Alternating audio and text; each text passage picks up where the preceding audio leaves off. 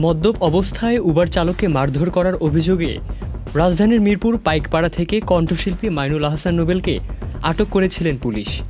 ঘটনার সময় শনিবার মধ্যরাতে জিজ্ঞাসাবাদের জন্য নোবেল ও উবার চালককে থানায় নিয়ে যায় মিরপুর মডেল থানা পুলিশ। কণ্ঠশিল্পী নোবেল উবার অ্যাপের মাধ্যমে একটি প্রাইভেট কার ভাড়া করে গন্তব্যস্থল পাইকপাড়া হাবুলের পুকুরপাড় এলাকায় আসেন। সাথে ছিলেন তার স্ত্রী। জানা যায় গন্তব্যস্থলে পৌঁছালে নোবেল গাড়ি থেকে না নেমে ওই উবার চালককে গালাগালি করতে থাকেন। একসময় দুজনেই তর্কে জড়িয়ে যায়।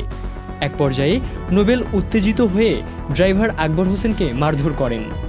ঘটনা দেখে উৎসুক জনতা জড়ো হলে নোবেল জনতার তোপের মুখে পড়েন। পরে ঘটনাস্থল থেকে মিরপুর থানা পুলিশের একটি টহল দল তাদের দুজনকেই জিজ্ঞাসাবাদের জন্য থানায় নিয়ে যায়। এলএমই সার্টিফাইড বিশ্বসেরা কপারে তৈরি ওয়ালটন কেবলস, যা আপনার স্থাপনাকে রাখবে সব সময় নিরাপদ।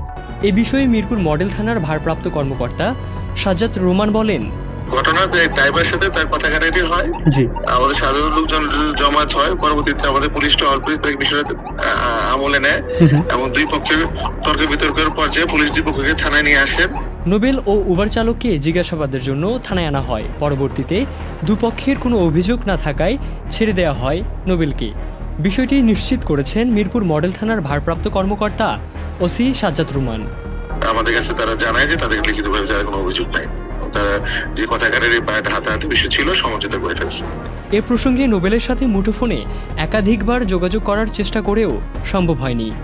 এর আগে গত 24 জুন নারী নির্যাতনের মামলায় জামিন পান নোবেল। মেট্রোপলিটন ম্যাজিস্ট্রেট তাকে জামিনের আদেশ দেন। আদালতে জামিন শুনানিতে তার স্ত্রীর পক্ষ থেকে জামিনের বিরুদ্ধে কোনো আপত্তি না থাকায় তাকে জামিন দেন আদালত। গত 20 মে তাকে গ্রেপ্তার করা হয়। পরে আদালতের নির্দেশে 19 জুন কেরানীগঞ্জ কেন্দ্রীয় কারাগারে তাদের বিয়ে সম্পন্ন হয়।